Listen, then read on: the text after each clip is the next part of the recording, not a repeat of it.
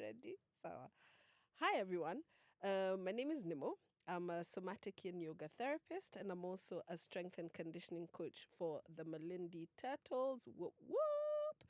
And a part-time emotional support for human for basically everyone I know.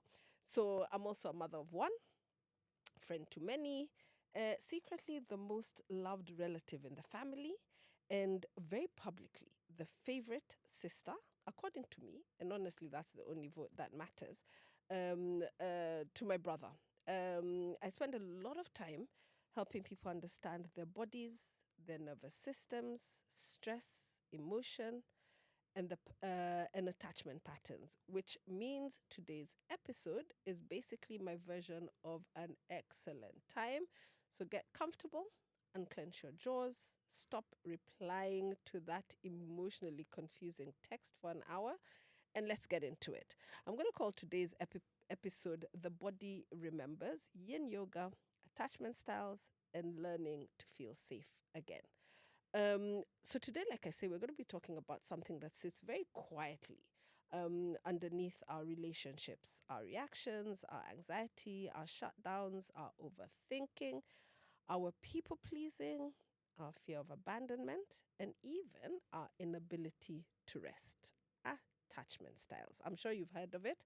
The last few years, I think, has been there's been a lot of talk about attachment styles. But today, what we're going to do is not just the attachment style psychologically, but we're talking about attachment styles in the body, because attachment is not only something we think, it is also something we carry. You can see it in the way someone breathes. You can hear it in how quickly they apologize. You can feel it in how hard it is for someone to receive love or to ask for reassurance or trust calm. And this is where yin yoga becomes really interesting. This is because yin yoga is not simply about stretching. I mean, that's part of it, but that's not all of it. It is a practice of staying. It is a practice of staying with sensation, staying with discomfort, and most importantly, staying with yourself. Now, for many people, especially those with attachment wounds, that can feel terrifying. That list I've given you guys, that can feel really terrifying. A lot of us are incredibly good at surviving, but when it comes to resting, when it comes to receiving, when it comes to feeling, when it comes to softening, that's another story. So today, we are exploring what attachment styles are, how they live in the nervous system, why yin yoga can feel healing and confronting at the same time. Yes, it's possible to feel these two things in the same space, and how different attachment styles may experience yin yoga differently, and how embodiment can slowly help us create safer relationships with ourselves and with others. And honestly, sometimes the body tells the truth before the mind catches up. So let's get comfortable, maybe grab a cup of tea. Maybe notice your breathing already. Are you breathing from the chest? Are you breathing deeply? And let's begin. So, what really are attachment? What is really this thing about attachment styles? You know, when most people hear about attachment styles, they immediately think of dating.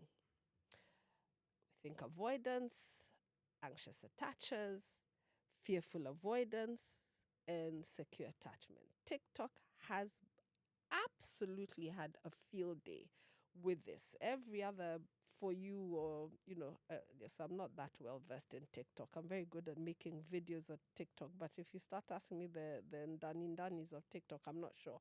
But it has had a field day. Attachment theory is much deeper than relationship labels. It's fundamentally about, do I feel emotionally safe to connect?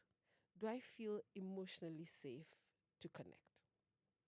And our first attachment experiences often teach us, is love safe? Is closeness safe? Are emotions welcome? Can I need people? In fact, talking about emotions, I've just I just met up with the girls for some chai, and we're talking about guilt. And one of my friends asks me if guilt is normal. And when people ask me about emotions, and a lot of the time when people ask me about emotions, they're asking me about negative emotions or unhelpful emotions, even rather than helpful emotions. So, for example, is guilt okay? Guilt is not okay or not okay. Guilt is guilt. It just is. There is no good, there is no bad about our emotions. They really just are. The other things that our first attachment experiences often teach us is, can I need people? Am I allowed to need people? What happens when I express pain? Do I have to perform to be loved? Do I disappear to stay connected? These experiences shape the nervous system, not just the personality. And this is important, and it's important why? Because people often treat attachment styles like character flaws. They aren't. Attachment patterns are adaptive survival responses. I'll say that again. Attachment patterns are adaptive survival responses. Um, at some point, these strategies protected us, right? And if something helps, you're going to use it again and again, and it doesn't matter if it helps for 5 minutes or for an hour or for a day. As long as it helps, the nervous system understands, this is a good thing, this has helped me. Now, and it may not necessarily be a good thing, and we'll get into that. So, as I say, at some point, these strategies protected us. The anxious attacher, what they learned is, if I stay hyper aware and hyper vigilant, maybe I won't be abandoned. The dismissive, they learned, if I rely on myself only, nobody can hurt me. The fearful, avoidant, they learned, I desperately want closeness, but the closeness also feels dangerous. Now, the secure attachment, which is where we all want to get to, develops, the secure attachment is exactly as it says. They're secure. They don't have to perform to be loved. They don't have to be hyper vigilant when they're in different spaces. And the secure attachment develops when someone consistently experiences emotional responsiveness. And this is from our carers as we're growing up. The attachment style forms at a very early age. And so things like emotional responsiveness, safety, repair, co-regulation, things like reliability. So relying on being able to rely on the adults that are caring for you, being allowed to be emotional without being shut down if you're crying, or if you're angry, or if you're upset. The repair is, we're talking about, if an adult does something wrong to you, being able to apologize to you, and apologizing in a healthy way. Sio mambo ya sa basi sawa pole, but actually really apologizing and naming what it is that they're apologizing for. And here's the thing, people rarely talk about. Attachment wounds are not only emotional, they're psychological. Your body learns relationships. The body remembers tension. The body remembers unpredictability. The body remembers emotional neglect. The body remembers walking on eggshells. If you grew up in a house where anger or emotions was so explosive, you learn to walk on eggshells, because I might make dad angry, or I might make mom angry. So you're consistently walking on eggshells. The body remembers this. So this means that healing cannot only happen cognitively. It can't just happen in the mind. It has to happen in the body. You cannot journal your way out of a nervous system that feels unsafe. And that's not to say that journaling is a bad thing. It's a brilliant thing. In fact, I advise everyone to journal. And a lot of the time I tell people, you don't have to journal every day, kind of paragraphs and paragraphs. Sometimes you don't really want to journal. You can draw. If you're feeling sad, draw a cloud with tears falling from its eyes, or if you're feeling happy, draw a sun like we used to when we were kids. We had big round balls with a big smile and huge rays and bright yellow, and when you look back at your journal, you'll understand this was a day that I was happy, or this was a day I was unhappy. Um, and this is why somatic work matters. This is why breath work matters. This is why yin yoga matters. Because healing attachment wounds often involves teaching the body you do not have to stay braced all the time. I want you to do a quick check. Check which part of your body you're holding tension at this point. Are you holding tension in your jaw, in your shoulders, in your stomach, in your hips? Are you clenching your fists? Just check, because sometimes we sit there and we're so used to being so tense that we don't recognize that we're holding different parts of our, kind of holding tension in different parts of our body. Now, why can yin yoga feel so emotional? So many a time I've taught a yin yoga class. People come in smiling, happy, yeah, we're happy, let's do the class. Da, da. By the time they're leaving, their eyes are red, they've been crying, and they're wondering, why is it that I have come into your yoga class and I have left crying? Now, yin can be very emotional. Like I say, you come in expecting stretching, and suddenly you're doing the butterfly pose and wondering why you're crying. And it makes sense. And this is because yin yoga asks us to slow down long enough to notice ourselves. That alone can be so deeply confronting. That silence and just sitting with yourself without what they call a monkey brain, where your mind is, what will I eat today? What's on social media? Like not sitting silently. Sitting silently by yourself can be very deeply confronting. So, and more so in a world addicted to productivity, distraction, urgency, and performance. Yin works with longer holds. So if you've done yoga, you may have seen the different yoga where, you go from raise your hands, look up, come down, touch your knees. Yin yoga is more about stillness. It's more about gravity. It's about fascia. It's about breath. And it's about presence. But psychologically, yin also exposes our relationship with discomfort. Notice what happens in a long hold. Do you panic when you need to be silent? So if I said to you, sit silently for 1 minute, 60 seconds, only 60 seconds, notice what happens to you. Do you panic? Do you disassociate? Do you leave mentally? Or do you become self-critical? Does that a small voice start telling you, now look at you sitting quietly, unakaka, kashenzi, all these things? Do you keep looking at the watch to see how quickly that 1 minute is going? Do you hold your breath? That's another thing we do. We hold our breath when we're scared or when we're holding tension. Do you force things, or do you compare yourself to other people? So and so bought a new TV, and I'm still here with my TV that doesn't have a remote. Do you do these things? Or do you feel the need to escape? So these reactions, they're all information. All these reactions are information. The body often reenacts our attachment patterns. So for someone who's anxious, for example, they're constantly looking, they may constantly be looking for reassurance. Am I doing this right?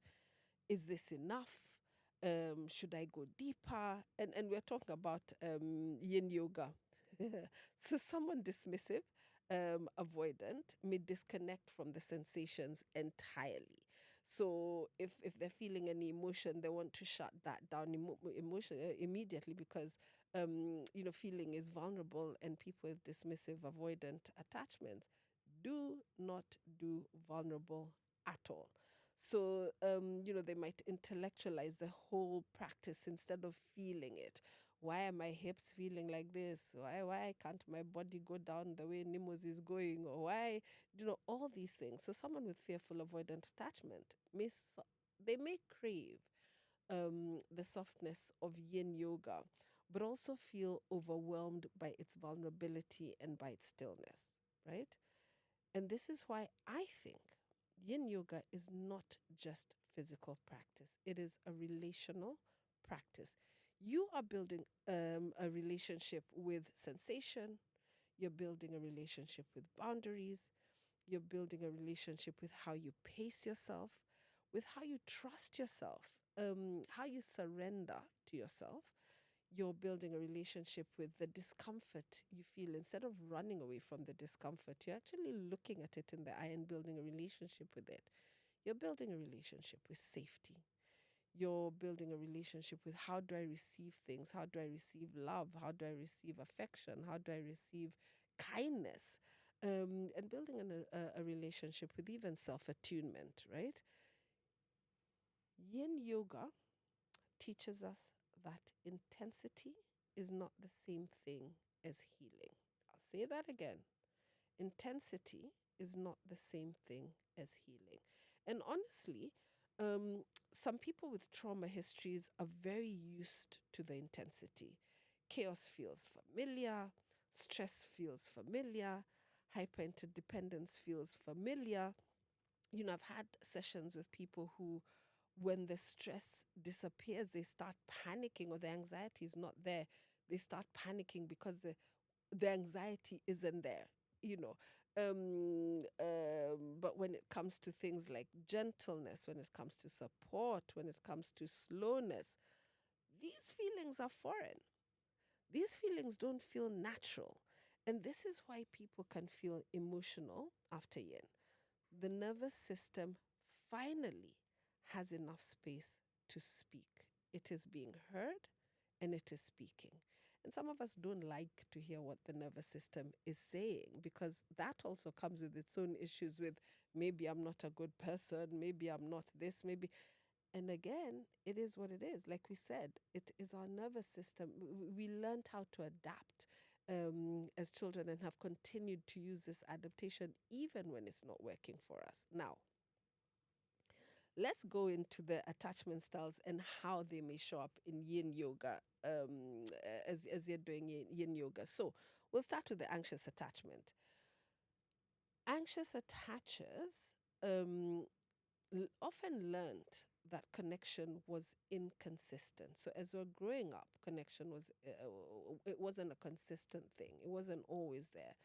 Love may have felt unpredictable. Attention may have been inconsistent. Care may have had to be earned. So the care didn't just come. You had to be a good child, or you had to get good grades, or you had to for you to be loved, or for you to be cared about. So that nervous system, following on all this, becomes hypervigilant. You're consistently scanning, you're consistently monitoring, you're consistently overthinking things, just trying to stay connected at all costs so that you're on top of things, so things don't catch you off guard, or off guard. In Yin Yoga, this shows up as struggling to relax, constantly checking whether they're doing things correctly, pushing too deeply, needing validation, difficulty sitting with uncertainty. And that's the uncertainty of, am I holding the position right? Emotional overwhelm. Again, we've spoken about the silence and how now that you've given your nervous system the space and you're now listening to the nervous system, you will become emotional. It could become overwhelming. And comparing to others. So as you're doing I don't know, a sphinx pose, you turn around and see what your neighbor is doing and start comparing yourself to the neighbor. Whereas yin yoga isn't about your body has to be in a certain position. Your body has to be, it is how your body works. It is individual to you. So a lot of the time, underneath this is often a very deep fear. If I stop performing, will I be worthy? Or will I stop being relevant? So for anxious attachers in Yin Yoga, um, or rather for anxious attachers, Yin Yoga may become an opportunity to practice things like receiving instead of striving, being able to slow down, trusting your body, listening to your body and trusting it, listening to your instincts and trusting your instincts, noticing the enoughness. Is there a word like enoughness? There's no word like enoughness. We're going to make it up today, and it will be a word. So noticing enoughness, allowing support, and staying present without spiraling. A powerful phrase for anxious attachment in Yin Yoga is, I do not have to earn rest. I do not have to earn rest. And honestly, that sentence alone can make people emotional. We then go on to the dismissive avoidance. Now, these are people who learned early that emotions are too much, needs are unsafe. You shouldn't need things. You shouldn't need people. You shouldn't show your emotions because people are going to use you if they know you're sad, because they'll use that against you. They'll use your vulnerability against you. They learned that dependence leads to disappointment, so they became highly self-reliant, very capable, very independent, often the one in the group who is referred to as the strong one. That's the strong one in the group. But the body will still carry unmet needs. However strong the person is, the body is still carrying the unmet needs. So in Yin Yoga, dismissive avoidance may disconnect from sensation, may intellectualize the practice, they may minimize the discomfort that they're feeling, will struggle with vulnerability. We spoke about how emotions can show up when you're doing Yin Yoga because of holding the stillness. They'll struggle with vulnerability.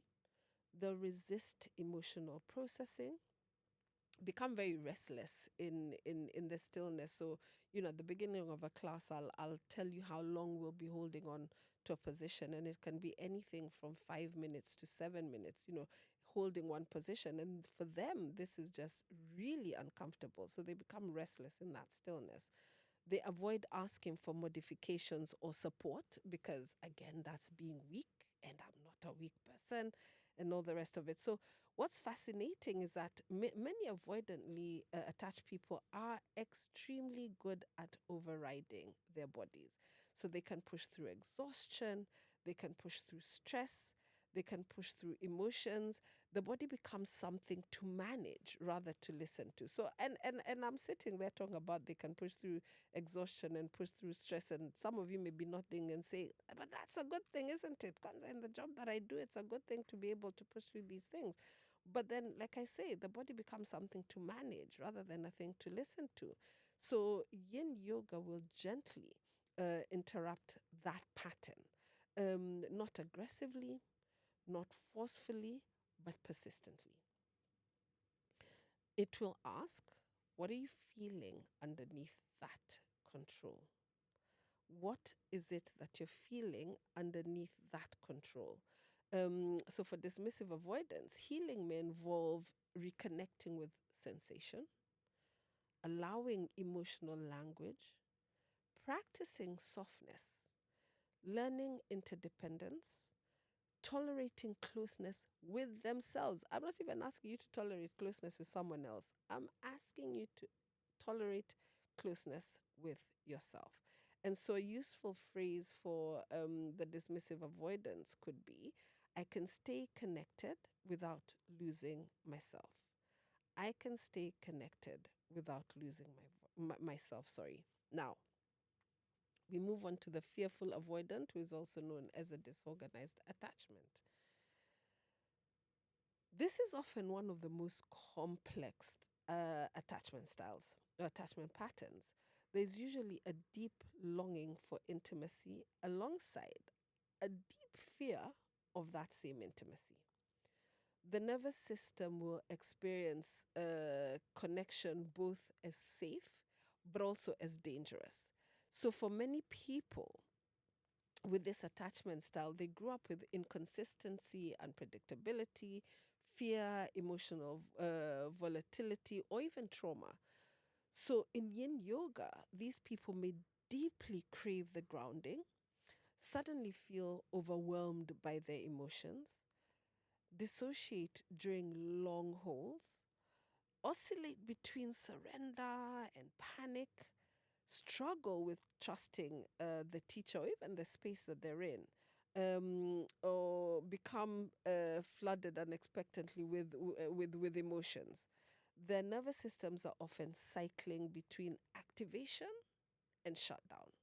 And this is why trauma informed yin matters so much, because um, forcing someone deeper into a sensation is not healing. Safety comes first, always. The fearful avoidant attachers, the work for them is often about titration, it's about pacing, it's about choice, boundaries, it's about orienting, self trust, and nervous system regulation, not forcing catharsis. Healing is not emotional flooding, healing is building capacity. Healing is building capacity. A grounded phrase here for the fearful avoidance is I can move slowly and still heal. Now, we are going to talk about the secure attachment. A lot of the time, people don't talk about the secure attachment because they think, see, because I'm securely attached, I am perfect. There is nothing wrong with me. I don't need anything. But we're not 100% our attachment style. So you can be secure but still be anxious. You can be secure and still be avoidant. And so securely attached people may still struggle. They still get triggered. They still feel pain. But generally, there is way more capacity for communication, the pain, communicating about the pain they're feeling. There's more capacity for emotional regulation, for repair, for boundaries. They trust more. They're more flexible. And they can receive support easily. So asking for help is not difficult. For them in yin yoga, secure attachment may look like listening to the body, respecting the limits of the body, so not pushing past the pose that you've been asked to go into, adapting without shame. So if they feel that they're not comfortable in that position, they're able to come out of the position and go back in, as opposed to just holding it and being uncomfortable for the next 5 minutes in that position. It looks like staying connected with sensation and allowing emotions without panicking about what will Nimu think about me or what will the rest of the people in the room think about me. And the beautiful thing is secure attachment can be built. It doesn't mean that because you've got an anxious attachment or dismissive or fearful, that is your lot for life. Our attachment can change. It takes work. It's not impossible. This is because it is not only something you either received or didn't receive in childhood. It is, like we said at the beginning, it's an adaptation. So things like safe relationships help, therapy helps, somatic work helps, community definitely helps, consistent self attunement definitely helps. And honestly, sometimes secure attachment begins with learning how to stay with yourself kindly. So when you hear that little voice mocking you or challenging you in a negative way, being able to catch it and kind of challenge that thought. What facts do I have that I'm a mean person, or what facts do I have that I'm a weak person? And they have to be facts, not opinions. They have to be facts, because we have an opinion and run with it and imagine that it is a fact. And a lot of the time I think we do that because we're hearing it in our own voice, and then we think we wouldn't lie to ourselves. So if it's in my voice, if it's in my head, it must be true. So Now we get to yin yoga as reparenting and nervous system healing. One of the reasons I love yin yoga is because it can become a form of reparenting. And not in a cheesy social media way, but in a deeply embodied way. Because many people grew up disconnected from emotional permission, softness, rest, body awareness, boundaries, attunement, and co regulation. Yin invites us into a different relationship, a relationship where you listen to your body, where your limits matter, where you do not need to force anything, where you're allowed to soften. And I'm going to go back to check with your body. Have you gone back to clenching your jaw? Are your shoulders tense? Your hips? Have you your fists are then have you clenched your fists? Soften. Rest is not laziness. Sensation is not failure. And slowing down is not a weakness.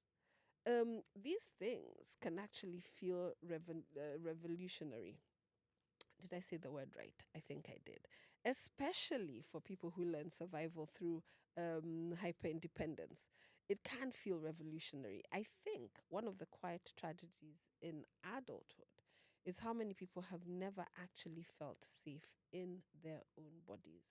They've felt functional, they've felt productive, useful even, they felt high achieving, but not safe. And the nervous system knows the difference. It knows the difference.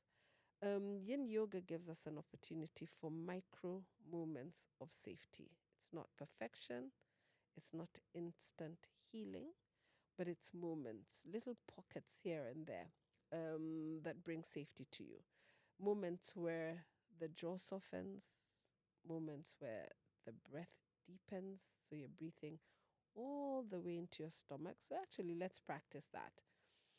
Take a deep inhale and count to 4. So, you inhale 1, 2, 3, 4, and then just exhale slowly through the mouth 1, 2, 3, 4, 5, 6. Do it again. Inhale 2, 3, 4. Exhale 2, 3, 4, 5, 6. Notice this is a moment where your body realizes, I'm not under attack right now. And that matters, especially for attachment wounds, because attachment trauma often keeps the nervous system anticipating danger even in safe environments. So healing becomes less about becoming a different person and more about helping the body experience safety consistently enough that that it no longer needs to stay in constant protection. I'll say that again. Healing becomes less about becoming a different person. We're not trying to become a different person. Healing becomes more about helping the body experience safety consistently enough that it no longer needs to stay in constant protection. Now, before we finish today, I want to leave you with a small reflective practice, and you can do this when you're seated, you can do this lying down. You do not need to perform calmness, you just need to notice. So pause, notice your breathing, don't change it, just observe it. Notice where your body feels supported right now. Maybe on the chair, you may be on the floor, you may be lying down on the bed. Then gently ask yourself, what happens in me when I slow down? And I don't want to hear the intellectual answer. Let the body answer. Do I tense? Do I soften? Do I become restless? Do I feel sadness? Do I feel relief? And can I stay curious instead of judgmental? Now ask yourself, what attachment pattern do I return to when I no longer feel safe? Do I cling? Do I withdraw? Do I shut down? Do I overfunction or do I disappear? And finally, what would safety feel like in my body? And not theoretically, but embodied. Would it feel warm? Would it feel spacious? Would it feel quiet? Would it feel unfamiliar? Because healing is not becoming emotionless. Healing is increasing your capacity to stay connected to yourself. And this takes time. So if your nervous system has spent years surviving, please remember, softening is not failure. Resting is not weakness. Needing people is not brokenness. You are allowed to learn safety slowly. I'll say that again. You are allowed to learn safety slowly. It's not a race. Hakuna number one. It's not how we used to be told as we were growing. All our parents were number one in class. It's not a race. You do it at your pace. The aim is to get to the place where your body feels safety. Thank you for being here with me today. If this conversation resonated, feel free to share it with someone who may need it. And always, always be gentle with yourself. Asanteni.